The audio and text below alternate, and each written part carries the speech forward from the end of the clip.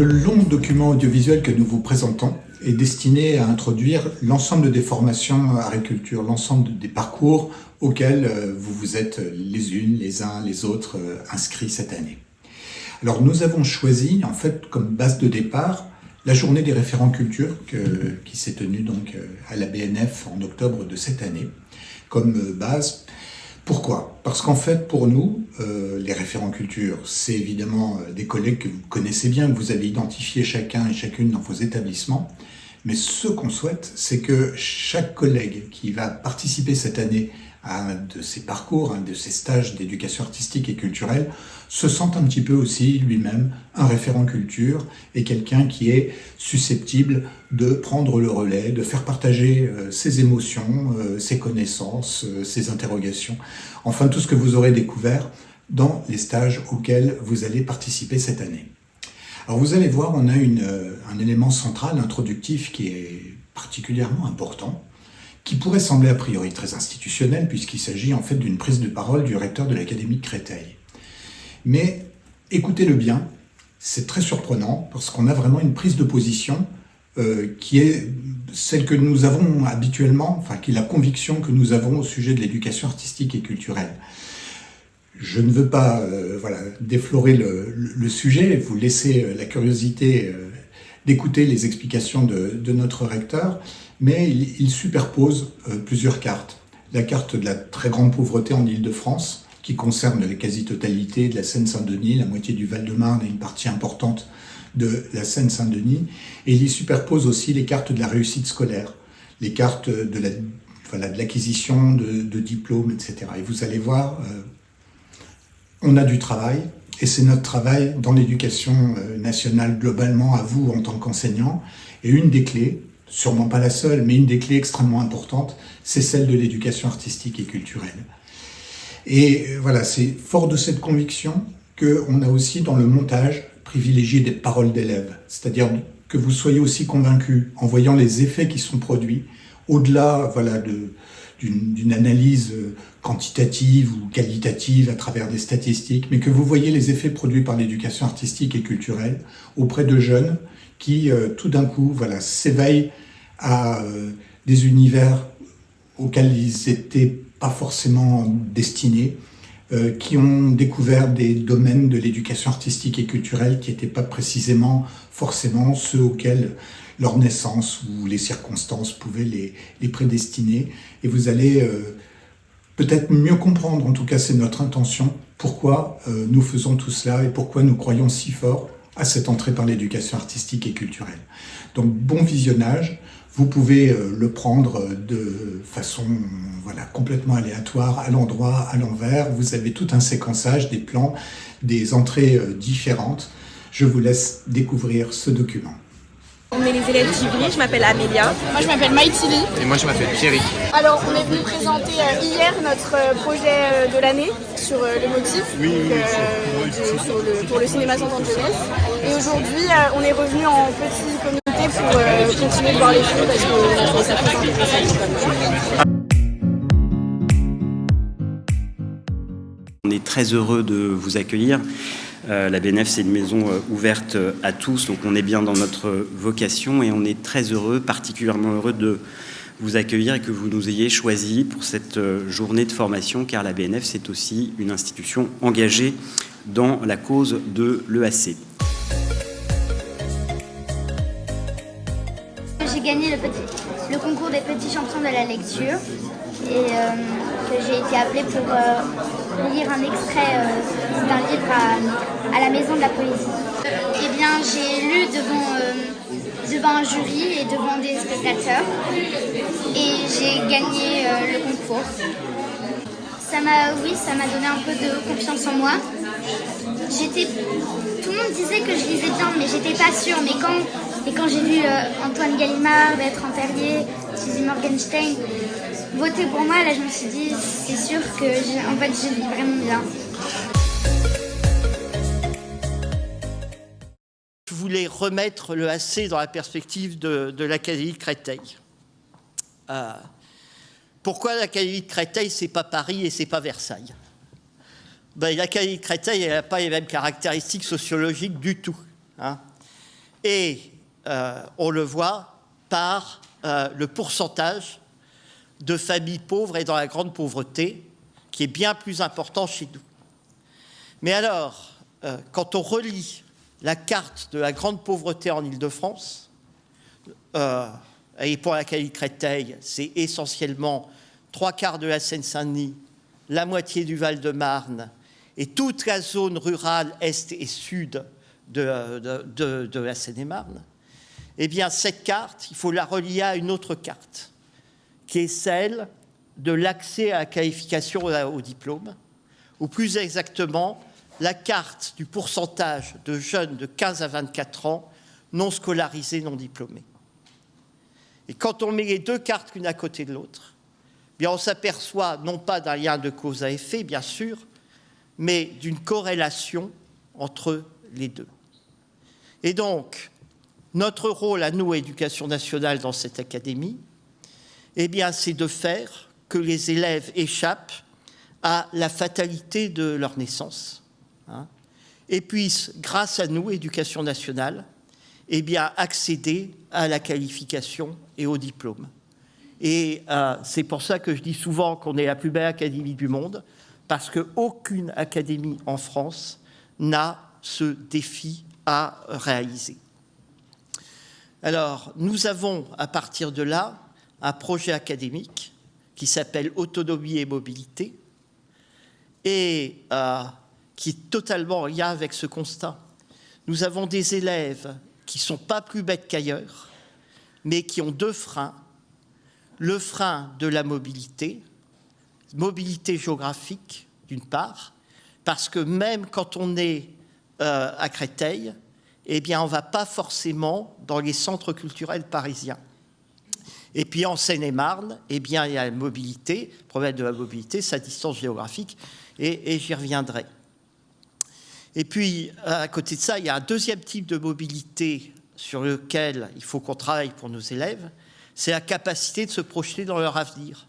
Parce que beaucoup de nos élèves sont des primo-lycéens de leur famille et ensuite des primo-étudiants. Donc, ils n'ont pas l'idée de ce qui va se passer après. Et puis, le second frein de nos élèves, c'est l'absence d'autonomie. Je le vois dans la maîtrise de la langue orale, dans la relation adulte, dans la capacité d'expression en langue étrangère, mais aussi eh bien, dans la construction d'esprit critique, et puis également dans l'accès à la culture. Et donc, notre tâche à nous, c'est de faire que nos élèves, eh bien, on arrive à leur donner ces outils-là, avec le fait que si nous n'y arriverons pas, eh bien, nous allons encore laisser le fossé se creuser entre des populations qui ont accès à tout et des populations qui ont accès à moins. Donc, à partir de là, notre responsabilité collective, c'est de travailler au fait que tous les élèves aient les mêmes accès à tout. Alors, la première entrée, pour faire ça, c'est que nos établissements soient mixtes. Et c'est qu'on arrive à faire de la mixité sociale dans nos établissements. Mais ça, c'est plus facile à dire qu'à faire, parce que nos établissements, ils sont localisés dans des territoires qui sont socialement fortement marqués. Et avec, dans les 10 années qui viennent, un risque extrêmement important d'ailleurs pour le Val-de-Marne et la Seine-Saint-Denis, un peu pour la Seine-et-Marne, c'est que le Grand Paris Express creuse encore des écarts. Parce que ce à quoi on assiste aujourd'hui, c'est à l'installation d'une population plutôt favorisée sur les quartiers 1 kilomètre autour des gares du Grand Paris Express, et de l'autre côté, à une paupérisation d'autres endroits qui sont moins bien desservis. Donc, la réflexion des pouvoirs publics, et ce n'est pas seulement l'éducation nationale, c'est de voir comment on va arriver à faire que ces publics extrêmement différents se côtoient dans les mêmes lieux et dans les mêmes établissements scolaires. Le fait d'empêcher le fossé de se creuser, c'est aussi notre carte des formations. C'est pour ça qu'à cette rentrée, on a installé des sections internationales dans pas mal de collèges en REP+, avec l'idée que eh bien, c'était une façon d'échapper à une forme de misérabilisme. On travaille aussi, et c'est dans le cadre de la mobilité, sur les cordées de la réussite, et beaucoup de vos établissements en ont. Et puis, il y a un quatrième domaine, et c'est celui qui nous réunit tous, c'est celui de l'accès à la culture et du fossé qui peut se creuser entre nos élèves, dont certains disposent eh bien, de tous les outils nécessaires et d'autres pas du tout. Alors, il y a quelques années, la direction de l'évaluation de la prospective et de la performance avait fait une étude extrêmement intéressante. Elle avait fait passer une évaluation 6e qui n'a rien à voir avec celle qu'on fait actuellement. Et 4 ans plus tard, aux mêmes élèves, elle avait fait repasser à la fin de la 3e exactement les mêmes évaluations avec les mêmes items. Avec l'idée que ce qui a été intéressant, c'est de voir les progrès en 4 ans et de rapporter ça à un certain nombre de variables. Et parmi les variables, il y avait le nombre de livres à la maison. Alors, quand on a moins de 20 livres à la maison, eh bien, on progresse un peu entre la 6e et la 3e dans le domaine du vocabulaire. Quand on a plus de 200 livres à la maison, on progresse de manière spectaculaire entre la 6e et la 3e dans le domaine du vocabulaire, mais en partant pas du même point, c'est-à-dire que les élèves qui auront moins de 20 livres n'arrivent pas au niveau de vocabulaire qu'ont les autres qui ont 200 livres à la maison à l'entrée en 6e. C'est-à-dire que dans ce domaine-là, il y a plus de 4 ans d'écart entre les élèves. Donc autant dire qu'il y a des fossés qui ne se comblent pas. Et donc, la lecture, le livre, l'accès à la culture, c'est dans ce cadre-là absolument essentiel. Alors, on a la chance d'avoir une prix Nobel de littérature depuis hier. Eh bien, l'auteur décrit les relations avec son père et constate qu'à un moment, le fait d'avoir fait des études la sépare de son père qui, lui, n'en a pas fait. Et elle décrit à quel point ils n'ont pas la même culture et donc ils ne peuvent pas se parler. D'un côté, son père a la culture de la fête foraine et du cirque, et elle, par ses fréquentations, elle a la culture du cinéma, et il n'y a plus de dialogue possible entre les deux. Les deux ne se comprennent pas. En fait, à travers ce texte de Laplace, on voit très bien ce que nous avons à faire pour que nos élèves arrivent à se parler entre eux, quelle que soit leur origine. Et donc, de ce point de vue-là, l'accès à la culture, c'est un domaine absolument essentiel. Alors, c'est d'autant plus important cette année, et depuis l'année dernière, qu'on en a totalement les moyens. Et donc, je suis l'heureux possesseur d'un portefeuille qui est dans ma poche avec 7 millions d'euros. Et ça s'appelle le Pass Culture. Et donc, moi, sur le Pass Culture, mon ambition, c'est de consommer, à partir du moment où je les ai dans mon portefeuille, c'est de consommer tout. C'est-à-dire que si je rends même 10 euros, j'en serais malade. J'en serais malade. Mais ce n'est pas moi qui peux les distribuer tout seul. Et donc, là-dessus, j'ai besoin de vous.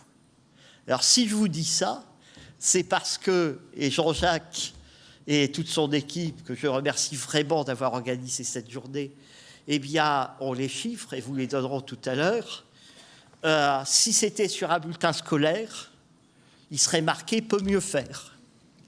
Peut mieux faire, voilà. Alors, 7 millions, ça veut dire quoi?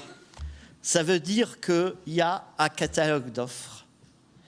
Mais toutes les offres ne sont pas exactement les plus pertinentes pour tout le monde. Donc la question, c'est de savoir quelle est l'offre qui convient aux élèves de votre établissement. C'est que vos collègues sachent que ça existe et que vos collègues puissent mettre en perspective les apprentissages de leurs élèves et puis l'offre qui est contenue dans le catalogue. Et de telle manière à ce qu'il y ait une pertinence entre les deux. Avec 3 entrées que vous connaissez bien, mais que je rappelle, qui est la fréquentation des œuvres, qui est le contact avec l'artiste, qui est l'expérience de la production artistique. Et en fait, tout parcours d'élève, ça doit reposer sur cette complémentarité entre ces 3 entrées-là. Donc, vraiment, les 7 millions, je ne veux pas rendre un euro là-dessus. Alors, j'ai bien conscience qu'il y a des freins. Il y a des freins. Hier, j'étais dans le beau collège de Lizy-sur-Ourcq. Donc, pour ceux qui ne situent pas, c'est tout à fait à l'est de la Seine-et-Marne. Bon. Et le chef d'établissement m'expliquait que le sujet, c'était celui des transports scolaires. Parce que pour aller dans une structure scolaire, dans une structure culturelle parisienne, eh bien, c'est un déplacement dans un car à 56 élèves et ça coûte 750 €. 750 €. Donc, quand vous avez 16 divisions, vous ne pouvez pas faire, même une fois dans l'année, 750 € multipliés par 16. Donc, la question sur le rural, mais parfois aussi sur d'autres établissements, c'est comment, avec le Pass Culture, on fait plutôt venir les artistes à l'intérieur de l'établissement scolaire plutôt que de déplacer les élèves approchant les œuvres par l'intermédiaire du numérique. C'est une piste, mais il y en a naturellement énormément d'autres. Nous sommes tout à fait convaincus, mais vous l'êtes aussi, que l'accès à la culture est un instrument de justice sociale et nous sommes tout à fait persuadés que nos élèves ont droit au meilleur.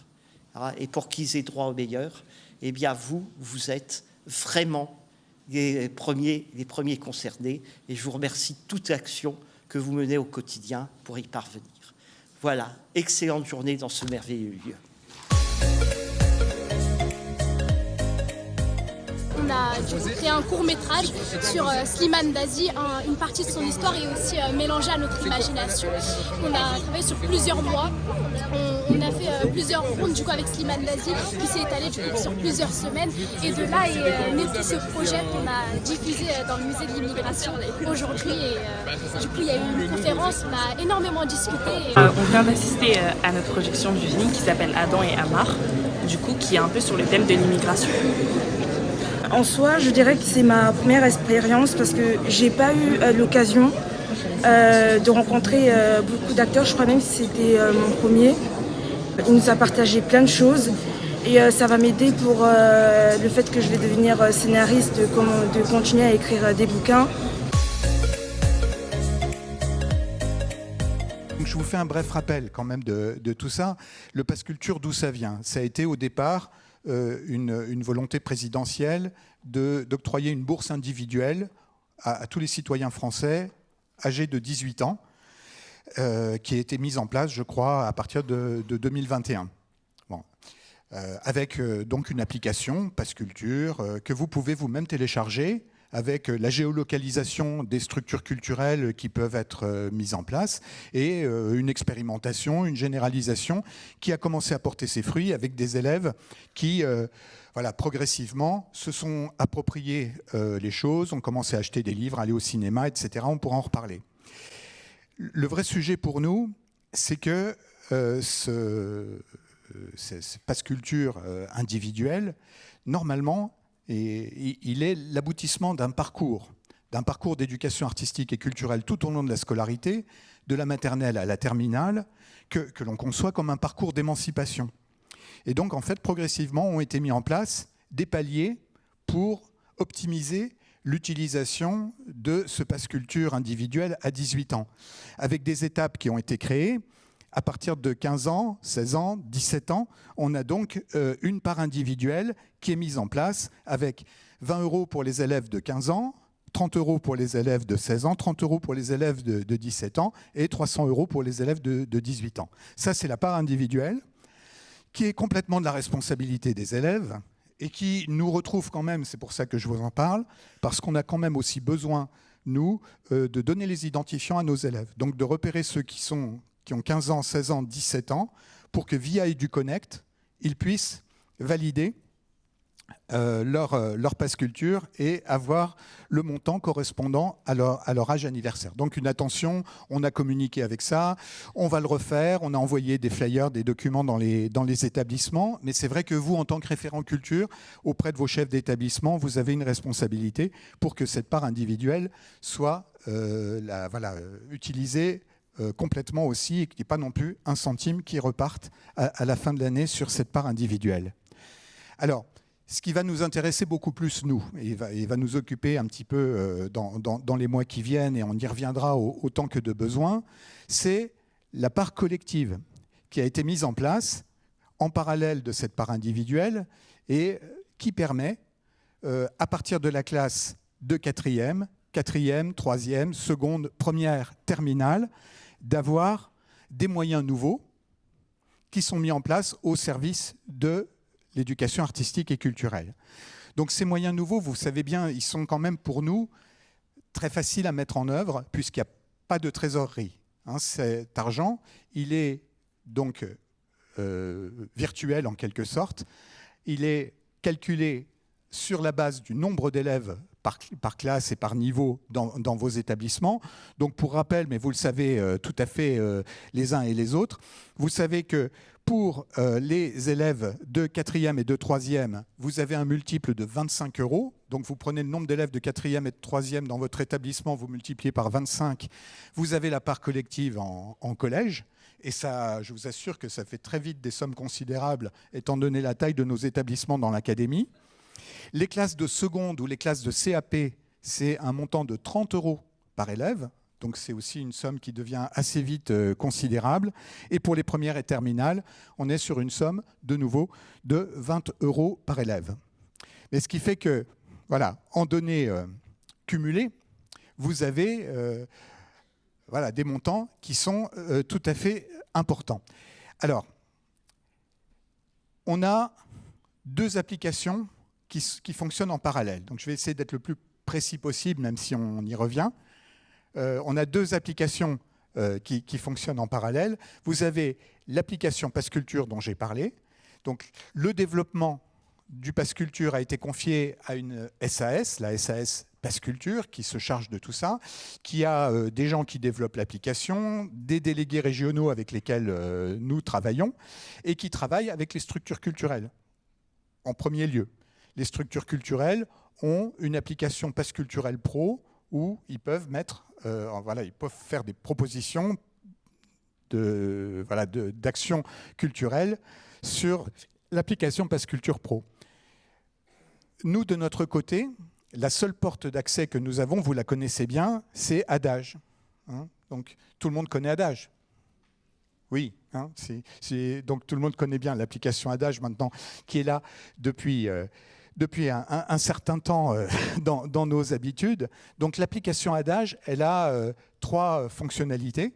Elle sert en premier lieu pour notre appel à projet. Qui d'entre vous, par exemple, a participé à notre appel à projet de l'année dernière? Donc voilà, vous êtes massivement quand même convaincus.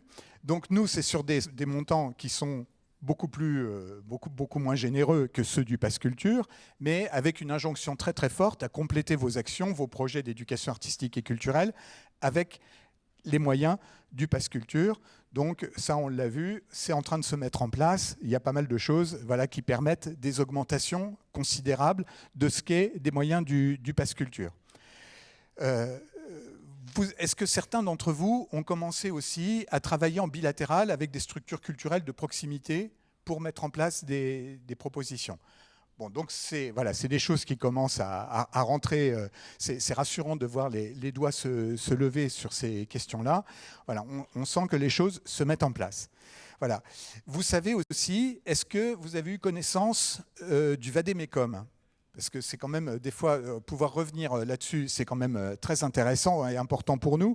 Le vade-mecum, vous avez en fait en une trentaine de pages avec les annexes, toutes les questions, réponses à toutes les questions que vous pouvez vous poser sur le pass culture. Hein.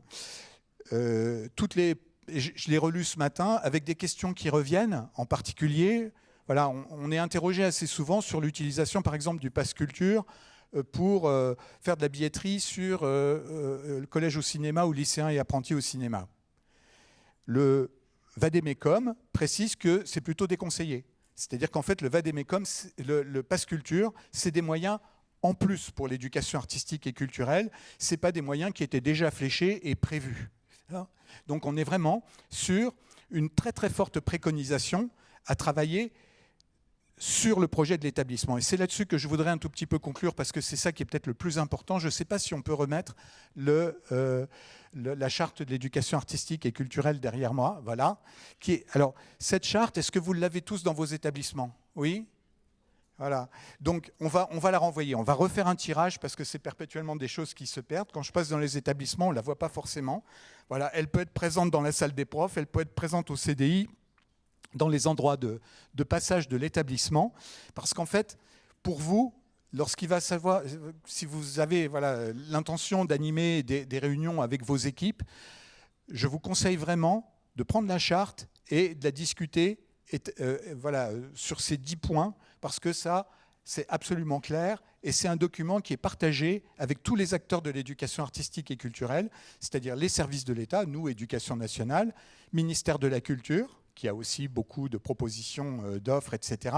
Structures culturelles qui ont aussi leur propre politique éducative, et ô combien on le voit ici à la BNF, et les collectivités territoriales, qui sont parfois quand même particulièrement généreuses. Je ne sais pas qui vient de Seine-Saint-Denis parmi vous. Voilà, donc vous connaissez, et on travaille en lien étroit avec le conseil départemental, vous connaissez les offres qui sont faites par le conseil départemental de la Seine-Saint-Denis en matière d'éducation artistique et culturelle. Donc la charte, elle précise tout ça. Elle précise en même temps quel est l'enjeu qu'il y a. Vous voyez, qui est c'est difficile pour moi d'en parler après le recteur, et je voudrais reprendre ces mots. Mais vous voyez bien qu'il y a une dimension qui est réellement politique au sens noble du terme dans cet accès à la culture. C'est l'exercice d'un droit pour nos jeunes, véritablement. Et nous, on en est les médiateurs, et on en est véritablement responsables auprès d'eux. Et pour ça, la seule chose qui compte vraiment pour nous, c'est de réussir à constituer nos équipes autour de projets qui soient des projets fédérateurs et qui fassent sens. Donc je redis avec mes mots à moi ce que le recteur a dit précédemment. C'est vrai que la réponse à des besoins identifiés auprès de nos élèves, c'est extrêmement important.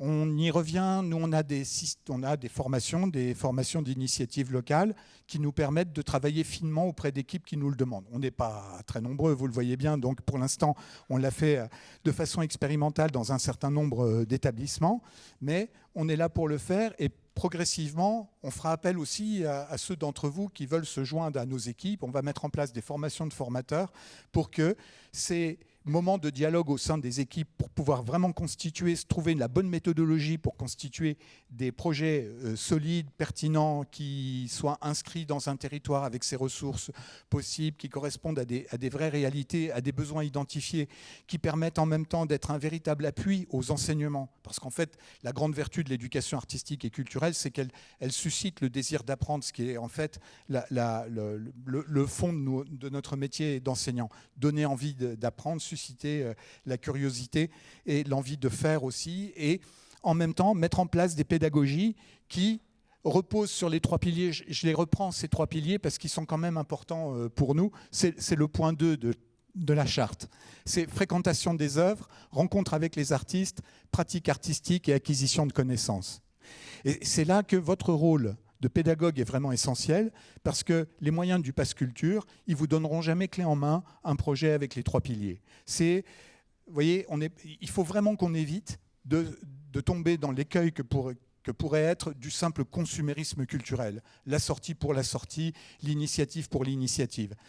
Si vous vous référez à la charte d'éducation artistique et culturelle, vous pouvez composer des bouquets d'actions qui sont complémentaires les unes avec les autres et où le Pass Culture vient en renfort, en illustration, permet la sortie qu'on ne pouvait pas s'offrir auparavant, permet voilà, la rencontre avec un chercheur, avec un écrivain, avec un artiste plasticien, avec un musicien. Voilà, tout ça est rendu possible par le Pass Culture en renfort de vos projets d'éducation artistique et culturelle. Donc, je vais conclure parce que le temps passe très très vite et on a une très belle offre qui nous est faite par la Maison des écrivains et de la littérature tout à l'heure. Et je voudrais un petit peu donner corps en présentant l'équipe de la DAC, hein, qui est aussi, comme le recteur le disait, mise au service de ces politiques et qui sont vos interlocuteurs au quotidien. Par mail, par téléphone, par tout moyen possible et imaginable. On est aussi mobile, on se déplace dans l'ensemble de l'académie. C'est vraiment la partie souvenir qui va, je pense, qui va nous rester le plus des années de lycée et collège, parce que c'est vraiment un peu notre salle en fait. Franchement, je pense que quand je vais partir d'ici, c'est la salle qui va me manquer le plus, honnêtement. C'est-à-dire que j'ai jamais fait d'instrument de musique et je chante par passion, mais j'ai pas forcément pris de cours de chant ou quoi. Donc du coup, moi je suis arrivée là par hasard, mais je sais qu'il y en a qui sont pas arrivés là par hasard.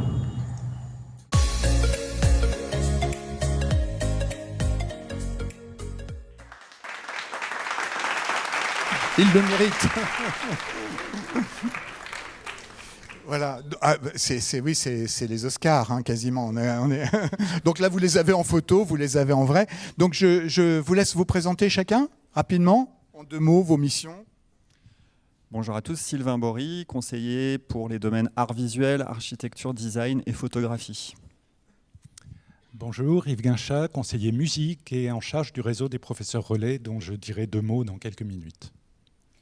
Donc Marielle Vanier, je suis conseillère théâtre et je suis également en charge des enseignements de théâtre en lien avec l'inspection.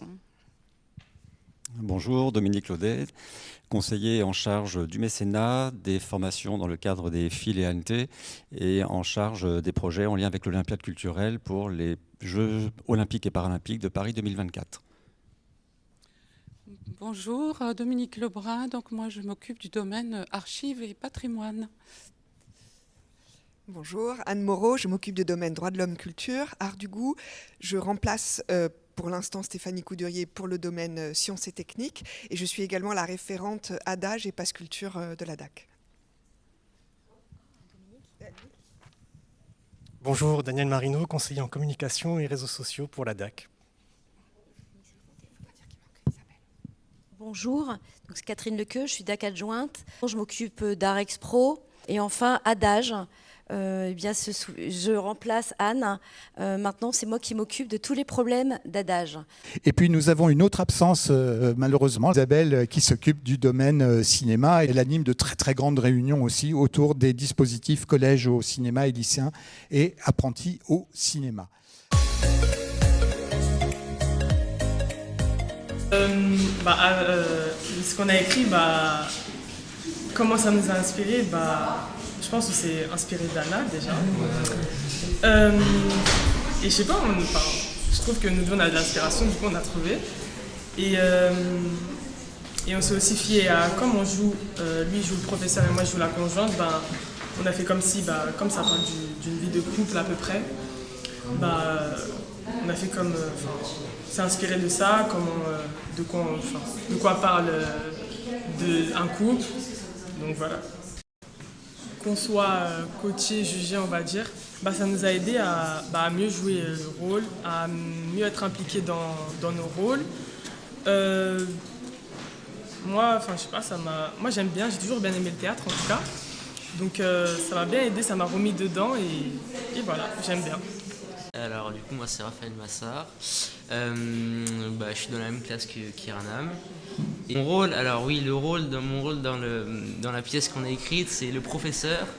Et dans l'histoire en fait je suis plutôt contre Anna qui va se faire harceler et je vais plutôt avoir tendance à l'accuser, à vraiment pas l'aimer quoi. Et la conjointe, du coup Kiranam, va plutôt la défendre, dire je te reconnais pas, enfin qu'est-ce que tu dis, tu te rends compte, voilà pour. Oui, bonjour à tous. Donc effectivement, dans Réseau des professeurs relais, il y a 3 mots importants, c'est réseau, professeur et relais. Donc la notion de réseau, c'est de faire en sorte que tous ces enseignants, dont je vais redéfinir un tout petit peu l'émission, se rencontrent, se connaissent, se croisent et puissent travailler ensemble d'une façon ou d'une autre, ce qui aide au brassage, au partage et à l'échange pour la conception des projets, la conception des formations. Les professeurs relais sont des enseignants qui sont à temps plein devant leurs élèves, dans leurs établissements scolaires, et qui ont une rémunération en IMP pour travailler au sein des services culturels des structures partenaires. Il y a 45, 46, ça peut osciller d'une année à l'autre, structures qui accueillent 46, 47, ça peut osciller aussi puisque certaines structures accueillent 2 professeurs relais, voilà, sur l'ensemble de la région. Ces structures sont implantées soit sur le territoire de l'académie, soit sur le territoire parisien. Évidemment, il y a beaucoup de structures nationales, un rayonnement national, voire international, évidemment, qui accueillent des professeurs relais. Donc j'ai dit professeur, j'ai dit réseau, relais. Le relais, c'est évidemment pour vous peut-être la porte d'entrée la plus évidente, la plus simple, la plus directe pour pouvoir rentrer en relation avec une structure culturelle, pour imaginer des projets tels qu'on les a évoqués tout à l'heure. Vous trouvez sur le site, on ne l'a pas là, mais vous trouvez sur le site de l'ADAC la liste et les coordonnées de l'ensemble des professeurs relais avec leur structure de rattachement, évidemment. Et ça vous permet comme ça très facilement de pouvoir les contacter. Les missions principales des professeurs relais, je terminerai par ça, c'est la mise en relation, donc on vient d'en parler, c'est l'information à double sens, hein, c'est-à-dire l'information de l'actualité ou de l'évolution des politiques d'éducation artistique et culturelle en interne dans les services culturels des structures et l'information de ce qui se passe dans les structures vers les équipes pédagogiques, vers l'ADAC, via le site de l'ADAC ou le bulletin ou des informations en direct parfois.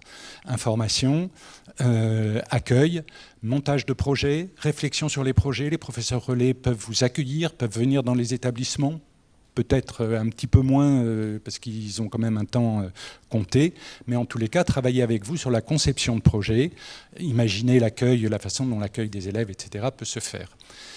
Le troisième grand point, c'est la formation, la conception, aussi le travail sur les formations que vous connaissez, hein, les formations alors que vous ne trouvez plus dans le chapitre ouvre, peut-être on en parlera tout à l'heure, hein, mais la conception des formations qui sont toujours en appui sur un partenaire et en appui sur une interdisciplinarité. Voilà, donc les missions principales des professeurs relais, communication, information, conception de projet et accueil évidemment des publics. Ça avec toutes les expériences qu'on a dans la vie. C'est-à-dire que pour ma part, en fait, arriver à la télé-théâtre, c'est clairement un pur effet papillon. C'est-à-dire que c'est quelqu'un qui m'a dit bon Mathieu, tu peux voir une séance à nous. Je suis allé voir une séance à la télé-théâtre, du coup c'était l'année dernière. Hein. Et du coup, je suis quelqu'un qu'en fait, c'est rarement de dire non pour des expériences. Et du coup, on m'a proposé la télé-théâtre. Voilà. Et oui, clairement, ça a changé beaucoup d'aspects chez moi. C'est-à-dire que, enfin, quand je vais à la télé-théâtre, quand je vois du théâtre en général, je me dis bon, je me vois pas faire ça plus tard dans la vie, je me vois pas crier des textes, je me vois pas parler devant un aussi grand public, voilà. Et c'est vrai que, enfin, le théâtre, pour moi, ça m'a permis de prendre confiance, c'est quand même important, surtout aujourd'hui, de prendre confiance en soi, de savoir s'imposer aussi lorsqu'on a des discussions avec des gens, toujours dans le respect. C'est, pour moi, enfin, je pense que c'est ce que le théâtre m'a appris avec Madame Bouvier et Chachou. Bonjour mesdames, messieurs, chers collègues, donc Pascal Gézéquel, je suis le conseiller à la DAC en charge du livre et de la lecture, des écritures et de l'oralité, et aussi j'ai le privilège donc de m'occuper de ce réseau des professeurs référents culture. Alors je dis m'occuper de ce réseau, c'est surtout en l'occurrence vous proposer, c'est la priorité qui est soutenue par l'équipe, hein, vous proposer ces rendez-vous de formation. Alors je commence par une excellente nouvelle parce que c'est désormais acquis, on aura l'opportunité de se retrouver au moins une autre fois dans le courant de cette année scolaire, en organisant cette fois-ci des rencontres plus personnalisées, si j'ose dire, à l'échelle des 3 départements de l'académie, d'une part, mais aussi par niveau d'enseignement, donc pour que les problèmes, les spécificités donc des approches EAC collège-lycée soient bien prises en compte. On est conscient que vous recevoir, et c'est un privilège à 350 ce matin, c'est vraiment une chance, hein, mais c'est difficile de communiquer, c'est difficile de répondre sans doute, hein, et je m'en excuse par avance au nom de tous mes collègues, de répondre à toutes les difficultés ou questions que vous auriez à poser à l'échelle de votre discipline, de votre établissement, de votre territoire. Donc première bonne nouvelle, vous aurez l'occasion de nous revoir et on aura le plaisir de vous revoir avant la fin de cette année scolaire. L'an dernier, c'était aussi prévu, mais malheureusement, pour les raisons que vous devinez, on a dû y renoncer. Hein, les délais ensuite étaient trop courts. J'en profite d'ailleurs pour remercier, puisqu'elle est là ce matin, Dominique Lebrun de l'ex-DAFOR pour avoir rendu possible cette organisation dans un temps très, très court et à une date qui n'est pas optimale hein, pour le fonctionnement de l'éducation nationale. Deuxième chose, et ça sera le mot de la fin pour ma part, vous dire que l'autre priorité pour nous à la DAC, ça sera d'améliorer, si tant est que nos efforts n'aient pas été suffisants ces dernières années, la communication avec vous. Hein. Je pense que vous l'avez lu, si vous avez signé la lettre de mission, il est convenu, sauf objection de votre part, que vous soyez systématiquement destinataire du bulletin d'information de la DAC sur votre adresse académique. Nous vous invitons, parce que vraiment on en souffre, hein, nous vous invitons à inciter vos collègues à en faire de même, hein, parce que dans une petite équipe comme la nôtre, assurer une communication efficace avec 65 000 enseignants dans l'académie, même si nos collègues des DS2N sont à la manœuvre hein, pour nous accompagner dans le premier degré, c'est pas non plus évident. Donc abonnez-vous, abonnez vos collègues à cette lettre d'information qui est bimensuelle, hein, qui ne obstruera pas votre boîte électronique, mais qui est vraiment indispensable pour améliorer nos communications. Et ce qui est différent dans ce théâtre, c'est que là, plus que la parole, ça m'a appris à être en contact avec les gens. Pas que par la parole, avec le physique. Parce qu'avant, moi, je faisais pas du tout de physique, j'étais pas à l'aise avec ça, donc voilà. Par contre, là, du coup, puisqu'il y avait de la danse, il y avait tout ça que je connais pas. À la base, j'étais pas danseur, moi, je faisais pas de danse avant. Bah, déjà, j'ai appris la danse, ce qui est quand même bien, je trouve, pour être sur scène. Et aussi, voilà, quoi. On apprend à être en contact avec les autres, et voilà, on n'est pas du tout gêné quand on est proche de quelqu'un. Voilà. Pieds d'entrée, les coups de tampon sur la main, les mains serrées, les mains dans les poches, les mains sur les yeux, les tremblements, les oreilles qui bourdonnent, les voix inaudibles. Les battements du cœur. Le cognement des basses, les genoux qui craquent, les cheveux qui ballent, les cheveux qui s'en mêlent, les cheveux mouillés à la sueur du dos. Les yeux grands ouverts plus fermés, la musique derrière les yeux, la sensation d'être seul au monde. C'est bon. Je suis libre, je fais ce que je veux, je m'éclate à fond. Parce que bon, avec les cours, la famille et la routine en quelque sorte, bah, c'est un peu barbant, quoi. Et donc du coup, en fait, c'est là où je me dis, bah, c'est mon heure, je prépare ma scène. Je me mets encore un peu de suspense pour le spectacle, du coup. Et ça fait du bien quand même de pouvoir être en contact, d'être dans le même état d'esprit que les autres et de pouvoir s'amuser, quoi. Je vais juste vous parler des nombreux partenaires que l'on a. Hein. Vous vous doutez bien qu'on travaille avec plus d'une centaine de partenaires, ça on vous l'a déjà dit, dans les 3 départements, plus évidemment le département de Paris et même certains qui sont situés dans l'Académie de Versailles. Et ces partenaires, en fait, nous avons une liaison vraiment très étroite avec eux, dans la mesure où c'est vraiment une spécificité de l'Académie de Créteil, c'est-à-dire que chaque conseiller, enfin plutôt chaque domaine, à chaque domaine est associé un groupe de travail dans lequel sont présents des enseignants. Un certain d'entre vous font partie du groupe de travail, par exemple Yves, du mien. Mais voilà, il y en a plein d'autres. Et donc ensemble, avec des représentants des structures culturelles, des enseignants, des professeurs relais, nous construisons nos modules de formation que nous vous proposons ensuite. Il y a vraiment une co-construction dans l'Académie de Créteil entre les structures culturelles et l'éducation nationale. Voilà. Bonjour, je suis Ilias Touré. Nous venons de faire un travail d'expression orale avec un acteur qui nous a aidé à transformer nos textes un peu en un jeu. J'ai lu un de ces textes qui était dans ce livre-là, de Fabienne Suatli. Simplement pour vous dire qu'à la DAC, on a tout un réseau institutionnel également. Donc nous travaillons en interne dans l'éducation nationale avec les DSDEN des 3 départements et en externe avec le ministère de la Culture, c'est-à-dire la DRAC, et également les collectivités territoriales, celles des conseils départementaux et également avec la région pour les lycées. Voilà, simplement pour vous dire que il y a un travail commun qui est fait, toujours dans cet objectif d'atteindre le 100% EAC. Bonjour, je m'appelle Lénie, mon nom de famille c'est Denis. Je suis inscrit au collège Lamar-Auchan et en 4e F avec mon prof principal, Monsieur Boivin.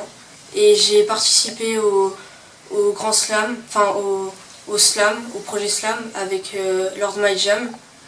Et au début, je voulais même pas faire du slam, enfin je savais même pas ce que c'était. Et du coup, en plus parler devant les gens, j'étais quand même à l'aise, mais je me voyais pas faire ça devant 500 personnes.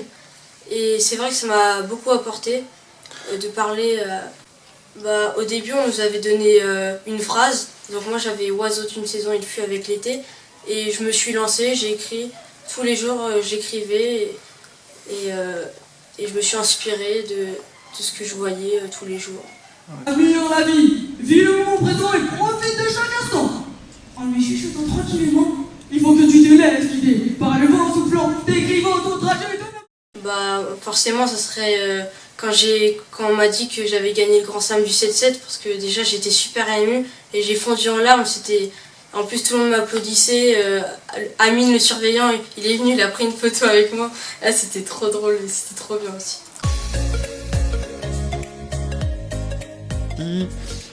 Oui, vous parlez, donc il y a tous ces réseaux incarnés et puis il y a aussi les réseaux virtuels. Vous présentez quelqu'un de l'équipe qui n'est pas ici, c'est Benoît Barthélémy. On a la chance d'avoir un webmestre qui organise toutes les informations sur notre site spécifique à la DAC de Créteil, que vous connaissez sans doute, en tout cas on l'espère. C'est un site essentiel pour retrouver toutes les informations. Alors à l'affiche, je sais pas, voilà, vous avez un petit encart, mais le mieux c'est d'être en ligne.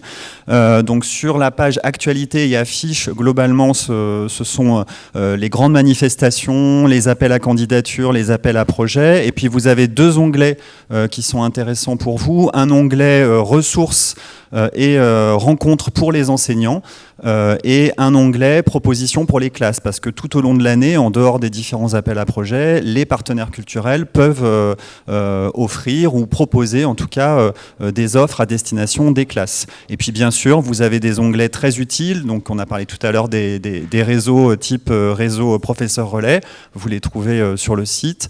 Vous avez également tout un onglet sur le Pass Culture qu'on réactualise, un onglet également spécifique à notre appel à projet. Donc vous avez toute une page appel à projet 22-23 et puis aussi sur les formations avec les liens directs vers les différentes formations EAC que nous organisons. En dehors de ce site, grâce à Daniel qui s'est présenté tout à l'heure, nous sommes présents aussi sur les réseaux sociaux. Je vous conseille plus particulièrement le visionnage des vidéos sur notre chaîne YouTube. C'est tout à fait récent, mais vous avez une série de portraits. Certains y sont passés d'ailleurs parmi vous, professeurs relais, enseignants, mais aussi les partenaires culturels dont Anne parlait tout à l'heure. On aime aussi à suivre au long cours des projets dans vos établissements. C'est une manière aussi de valoriser ce qui se fait dans notre académie. Et puis on est aussi présent sur Facebook, sur TikTok, il me semble, depuis la rentrée, sur Twitter et sur Instagram, ou en tout cas très prochainement si ce n'est pas encore le cas. Donc vous pouvez vous abonner bien sûr pour nous suivre et puis entrer en contact avec nous si vous avez envie de valoriser tout particulièrement un projet ou un volet culturel dans votre établissement.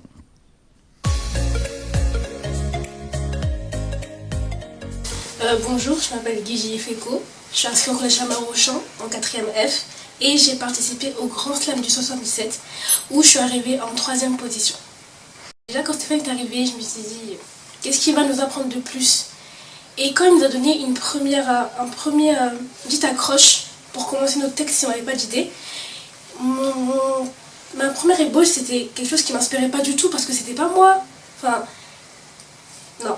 Après, je suis partie voir mon prof pour lui dire si je pouvais changer de thème. Il m'a dit que oui, vous êtes libre de faire ce que vous voulez, d'écrire sur ce que vous voulez. Du coup, je suis partie sur l'hypocrisie parce que je disais à tous mes amis que j'ai détesté les hypocrites. Du coup, je me suis dit, bah, autant le dire dans mon texte, quoi. Comme ça, tout le monde entendra. Du coup, j'ai commencé. Au début, c'était un peu compliqué parce que je mettais un peu n'importe quoi. Je ne savais pas par quoi commencer. Et après, c'est parti tout seul. Parce que quand je passe à l'oral devant les autres, je suis très stressée.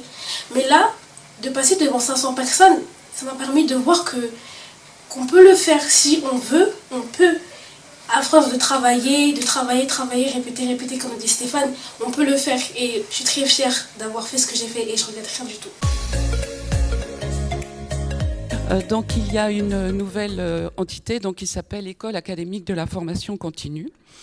Ça n'est pas particulier à Créteil. Hein. Toute la France, toutes les académies de France mettent en place, et même au-delà, mettent en place ces écoles académiques de la formation avec un objectif qui est de regrouper en une seule entité tout ce qui relève de la formation continue. Et d'autres objectifs qui sont notamment de mieux accompagner le développement personnel le développement professionnel des personnels, et en particulier de toucher plus de monde encore. Par exemple, à Créteil, il n'y a que 30% depuis des années de professeurs qui se forment, et on sait que ce sont toujours un petit peu les mêmes, malgré le turnover très important de l'académie. De proposer des formations qui sont plus diversifiées, à la fois dans leur modalité, dans leur calibre, et donc ainsi d'être au plus près des besoins. Et puis d'accompagner de manière un peu plus personnalisée la formation des enseignants, et notamment de proposer, alors c'est pas... je ne sais pas, c'est pas encore réellement opérationnel, mais ça fait partie des projets, un service de conseil plus important. Voilà. Alors évidemment, vous imaginez que cet énorme chantier a eu des répercussions sur l'ensemble du service, et notamment sur le PAF, que vous connaissez bien, donc le plan académique de formation, qui dorénavant s'appelle Programme académique de la formation continue. La plus grande transformation, c'est sa structuration qui est différente. C'est-à-dire qu'autrefois, on avait tous ces chapitres disciplinaires que vous connaissez bien, et puis quelques chapitres transversaux. Or là, ça s'est inversé, et la structuration se fait autour de 26 thèmes qui, pour l'essentiel, sont des thèmes transversaux. Alors ça peut être des thèmes comme orientation, ça peut être éducation à la sexualité, ça peut être développement durable, etc., etc. Et pratiquement pas de... Et les disciplines qui sont regroupées dans un seul bloc. Et il y a, alors c'est ça qui nous intéresse bien sûr, une entrée pour l'éducation artistique et culturelle qui a toujours été un thème transversal et qui le reste. Et qui était donc dans ce nouveau programme académique de la formation une entrée à part entière. Voilà, donc voilà, j'essaie d'aller vite, hein, voilà un petit peu pour un panorama complet de ce programme académique. Alors, vous aurez remarqué donc cette année qu'il y a eu pas mal de modifications, de bouleversements dans le calendrier, puisqu'il n'a été possible de s'inscrire qu'à partir du 29 août, donc beaucoup plus tard que les années précédentes. et puis que les outils que vous aviez à disposition l'année dernière, enfin jusqu'à l'année dernière, n'étaient pour certains plus opérationnels, mais que à la place, vous avez eu d'autres outils qui sont notamment cette brochure très importante dont vous avez dû être tous destinataires dans les établissements et qui permettait de faire une présentation de cette nouvelle structuration donc du programme sous forme de parcours. Alors, vous avez pu voir donc il y avait différents thèmes qui étaient proposés. La plupart des formations de l'éducation artistique et culturelle ont été regroupées dans cette entrée sous forme de parcours. Et ces parcours, c'est une association de modules qui sont reliés entre eux parce qu'ils présentent une certaine cohérence. Voilà pour le dire un petit peu vite. Donc, ces parcours de l'éducation artistique et culturelle étaient pratiquement tous regroupés dans une même entrée. Il y en avait 18. Ont été distribués dans d'autres entrées. Alors, j'avais repéré, voilà, donc certains ont été distribués dans la culture mathématique, scientifique et technologique, l'éducation au développement durable, l'esprit critique, les valeurs de la République, lire et écrire, lutte contre toutes les formes de discrimination et oral. Voilà, donc dans toutes ces entrées, il y avait également des parcours d'éducation artistique et culturelle. Et pour finir, on peut dire que cette année, les formations de l'éducation artistique et culturelle ont été une fois de plus extrêmement plébiscitées. L'année dernière, on avait environ 3400 vœux qui étaient formulés. Cette année, on en a plus de 6000. Je vais vous parler des FIL. Bon, on aime beaucoup les acronymes dans l'éducation nationale. Donc les FIL, ce sont les formations d'initiative locales. C'est une formation qui résulte donc de l'ambition de la nouvelle école académique de formation continue de rapprocher au plus près les enseignants et les personnels éducatifs de leurs besoins sur le territoire.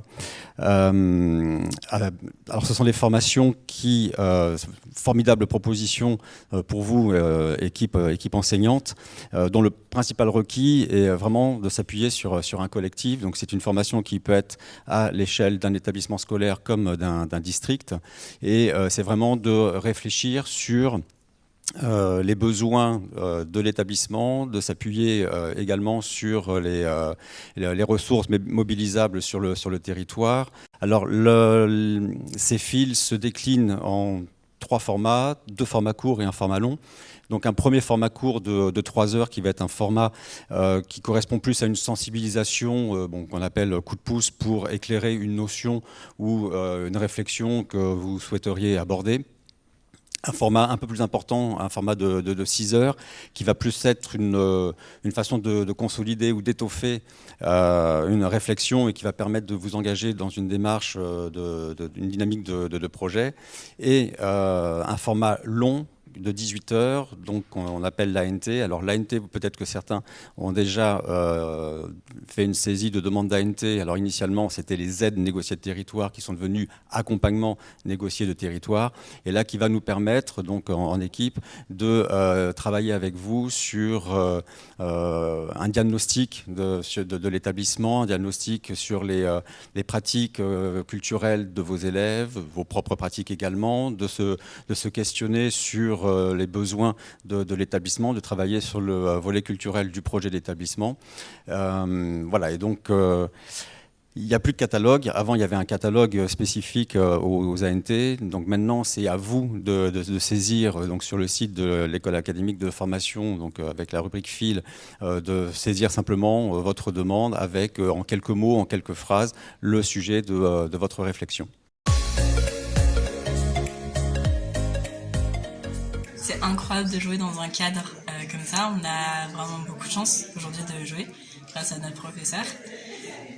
C'était un peu spécial parce qu'on a eu 2 semaines pour monter un répertoire avec de nouvelles personnes. Donc, le vrai défi, ça a été de monter tout un répertoire pour aujourd'hui. Donc, c'est un cadre qui est exceptionnel Et forcément, en fait, on veut faire les choses bien. On veut que tout soit parfait au maximum pour épater les gens. On aime jouer de la musique. Notre option sert à ça et que ça peut nous emmener dans des lieux comme ici qui sont exceptionnels.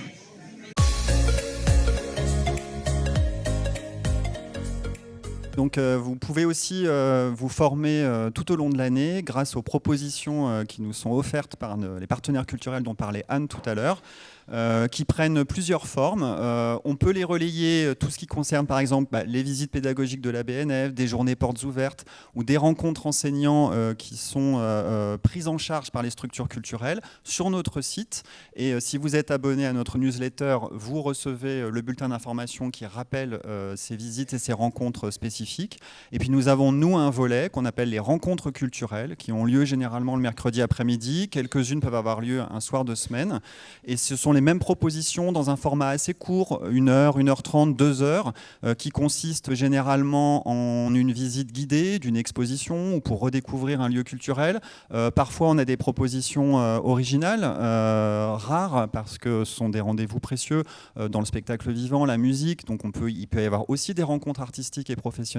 Et puis, la présentation d'actions, de ressources éducatives pour vous. Donc, c'est sur invitation, sur inscription, c'est gratuit, bien sûr. C'est avec votre mail académique. Donc, vous pouvez vous inscrire, si ce n'est pas le cas encore, auprès de notre secrétariat, Catherine Fornarelli, ce.dac. Et puis, un petit complément également, dans le cadre de certains appels à candidature ou certains appels à projets, certaines manifestations, nous organisons ce que nous appelons des journées d'animation.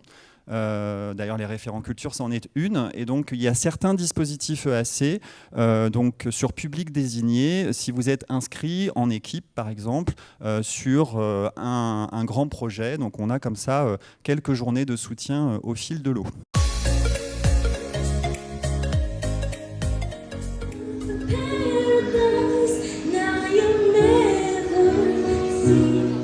Nour,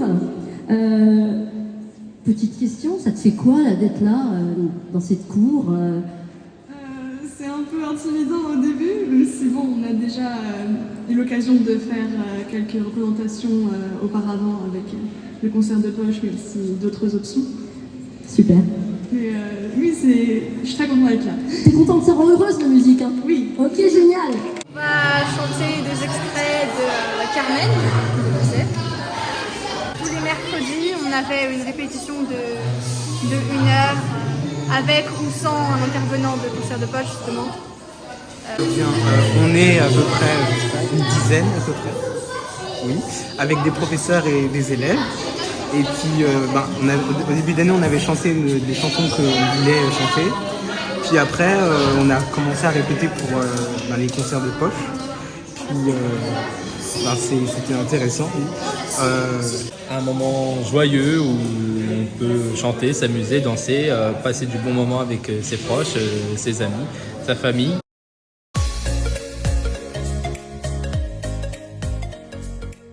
Donc il y a l'appel à projet de la DAC, du rectorat que vous connaissez bien, qui est généralement envoyé dans les établissements autour des congés de printemps. Après, nous avons des partenaires représentants des services de l'État aussi, qui ont leur propre appel à projet. Je pense en particulier à la DRAC Île-de-France, la délégation régionale aux affaires culturelles, et qui propose un appel à projet, le principal étant les résidences territoriales en milieu scolaire. Cet appel à projet est porté par les structures culturelles. Nous avons des partenaires, on a parlé des partenaires institutionnels tout à l'heure, ce sont les collectivités territoriales. Donc pour les lycées, la région a son propre appel à projet, qui a 3 niveaux avec des actions ponctuelles. Le département de Seine-Saint-Denis développe aussi des projets de résidence médias, d'éducation médias, Agora. Les autres départements ont d'autres types de dispositifs. La Seine-et-Marne a le dispositif des projets éducatifs qui valorise et qui favorise la mise en place de projets avec des structures de proximité. Le Val-de-Marne va avoir encore une autre approche, une approche en direction des structures culturelles directement, avec une aide aux structures culturelles pour prendre en charge des projets qui seront montés. Je pense au MACVAL, par exemple, qui va prendre en charge le MACVAL, le musée d'art contemporain qui est situé à Vitry-sur-Seine, et qui va prendre en charge la totalité du coût du projet, voire même parfois le déplacement des élèves. On parlait de la question des transports tout à l'heure. Il y a après des partenaires qui vont eux-mêmes proposer leurs projets, qui peuvent être soit des projets interétablissements qu'on va retrouver dans l'appel à projet ADAGE, soit des projets qui vont passer par d'autres canaux que vous allez voir sur le site de l'ADAC. Par exemple, je vais penser à des projets musicaux qui me viennent plus facilement en tête, les fabriques à musique qui sont proposées par la SACEM. En option musique, en fait, on choisit notre musique, on la propose aux profs et s'ils trouvent qu'elle est pas mal, que ça va avec notre voix, ensuite on va la travailler, voir ce qu'on peut améliorer. S'il n'y a pas aussi la tonalité à changer, si c'est trop aigu ou trop grave pour nous. Les accompagnements aussi en fonction de nos chers musiciens. Alexandre, notre guitariste et notre pianiste Émilie. Surtout de transmettre un peu cette joie de chanter, de transmettre certaines émotions, parce qu'on ne chante pas seulement pour nous, on chante pour transmettre un certain bonheur aux gens qui nous entourent. Et puis je trouve ça cool en fait de pouvoir participer à cet événement-là.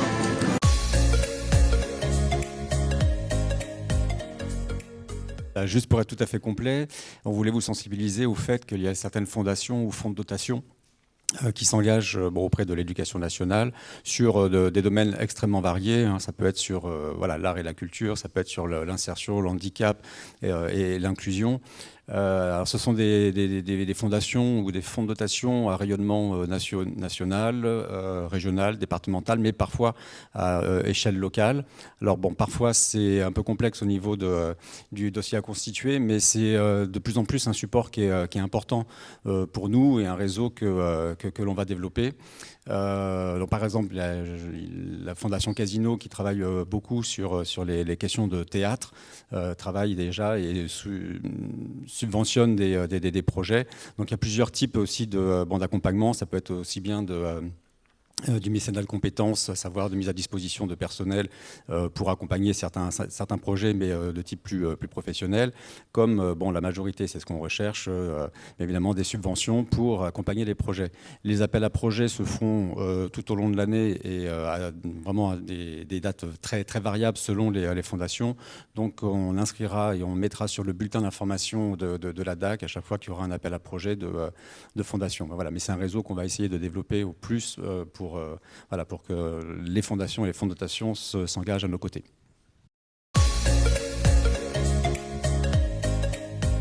Ça prouve qu'on nous fait confiance, qu'on peut compter sur nous.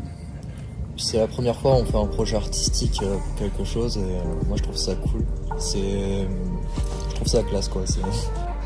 Moi je me disais que la Chaux des Noyers d'art ça pourrait m'intéresser et du coup voilà un projet d'art donc je me dis ça peut faire gagner de l'expérience dans ce domaine et on apprend plus.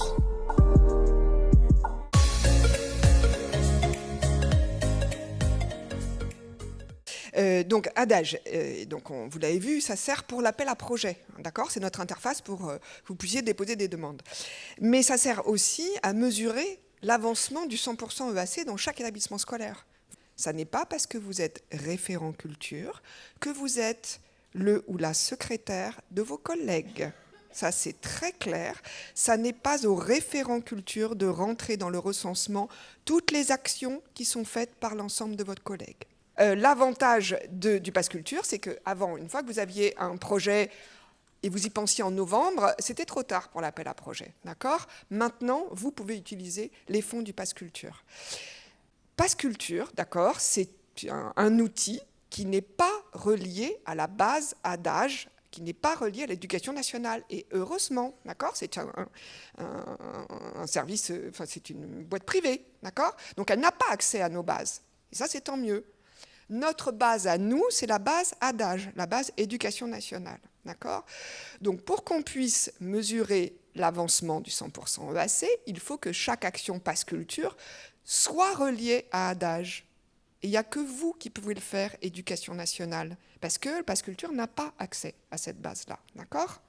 Comme le Pass Culture attribue de l'argent en fonction des effectifs réels et pas des effectifs supposés, d'accord ? Ben, vous n'avez pas votre budget Pass Culture. Donc, pas de base siècle, pas d'argent. À chaque fois que vous voulez faire une sortie au théâtre, vous regardez dans le Pass Culture celle qui vous intéresse, vous pré-réservez et on va vous dire il faut la rattacher à un projet. Vous créez un projet dans l'onglet recensement. C'est tout. Je vous rappelle qu'une fois que c'est pré-réservé par vous, l'enseignant, il y a un mail qui arrive automatiquement sur la boîte de votre chef d'établissement et qui lui dit il faut valider l'offre. Évidemment qu'en fin d'année, vous avez vu qu'on ne rend rien. Donc en fin d'année, on regarde ce qui reste et ceux qui veulent sortir, allez-y. D'accord ? On ne rend pas d'argent.